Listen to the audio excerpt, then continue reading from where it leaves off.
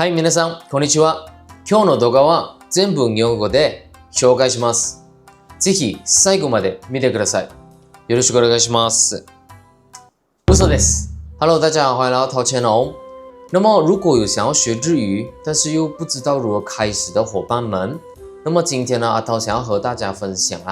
如何从零靠 YouTube 自学日语。那么我自己本身呢，是在2020年 MCO 的时候开始自学日语，然后到了2024年考获了 JLPT N3 的文凭，然后到了2026年今年呢，我在考入这个 N2 的级别啦。那么在这影片呢，我会教大家如何靠 YouTube 自学日语，凭我的个人的经验以及方法，那么希望对你有一些帮助。那么我们开始吧。那么首先第一步呢，我们要先搞清楚我们为什么要学习日语。有些人是因为纯粹的兴趣，想要学习多一门语言，想要交到日本朋友，看动漫的关系，或者是要到日本留学、就职等等，没有错。首先我们第一步呢，就是要搞清楚我们为什么要学习日语这个目标。如果你没有搞清楚的话呢，你在后期学习的时候，你就不知道，我今天为了什么而学习，然后或者是遇到一点挫折呢，就想要立刻放弃，没有一个支持你后台一个支撑点。以我个人的例子呢，我自己呢是想要用日语去和日本人沟通，然后与他们做朋友，这是支持我学习语言最大的动力啦。有些人可能是为了学习多一门语言，想要到日本留学、就职等等的，这是因个人而异。那么首先搞清楚了为什么要学习日语，那么接下来我们就开始学习日语了。那么首先学习日语呢，最重要就要学习日语的五十音啦，也就是所谓的平假名 hiragana， 还有片假名 katakana。此外呢，还有浊音、半浊音、长音、促音、凹音等等。那么我有在影片的下方 comment 我推荐的 YouTuber 教50音的影片，那么希望大家在这个资讯栏里面查阅。那么这边呢，教大家如何最快上手这个50音，就是坚持2个礼拜，每天都是默写这个50音，写了2个礼拜，相信我，你一定会上手的。其实你不用担心现在学了，然后怕过后会忘记，这个是完全不需要担心的。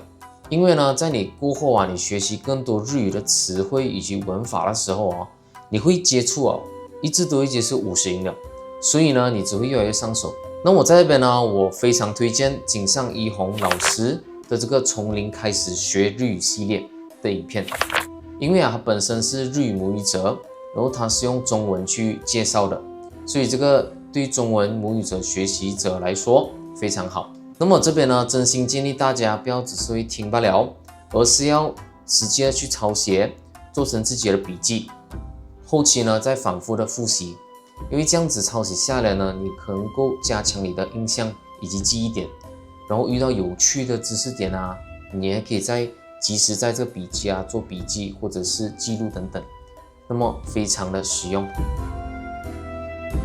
好，那么接下来呢，持续处在这个日本文化里面是非常重要的。好像你可以看一些动漫日本节目或者是连续剧等等的，或者是你在 YouTube 是喜欢看一些日本旅行 vlog 这边呢推荐一个知名的 YouTuber MyBaru， 他本身是日本人，然后他是在影片里面用日语介绍的，所以你一边打开CC，一边看字幕，然后呢再练习你的语感，练习你的日语是非常好的。如果你还喜欢看一些车中博这边推荐一个旅一页你可以一边看美食，然后一边看日语，所以是非常好的学习。那么持续呢对学习日语文化的兴趣以及热忱，是坚持学习日语的关键之一。好，那么现在呢搞清楚了我自己为什么要学习日语，然后知道了50音以及一些基础的语法，然后呢又对日语文化产生了兴趣，那么接下来呢就要趁火打铁，那么我们就要立这个目标了。好，那么我认为最快以及最好的做法呢，就是报考日语语言测试能力 JLPT 这个目标。好，那么为什么学习呢？ JLPT 呢还有分成5个级别，分别是 N5 最基础级，那么到最高级的 N1， 以此类推。那么在每一个级别呢，你都会学习到对应的词库以及文法。好像 N5 跟 N4是适合新手去学习基础的词库以及语法，然后 N3呢是适合想要到日本旅游的日常沟通的人学习。那么 N2 到 N1 呢，就是适合想要到日本留学或者是去就职的人学习的。那么在这边呢，非常推荐 Lisa 的放送，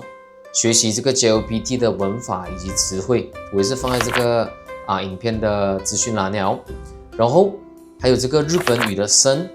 如果你要学习 N3、N2、N1 然后又想要听日语母语者他们是如何介绍的，会更详细，那么我就推荐这个频道。那么此外呢，还有推荐大家几款 App，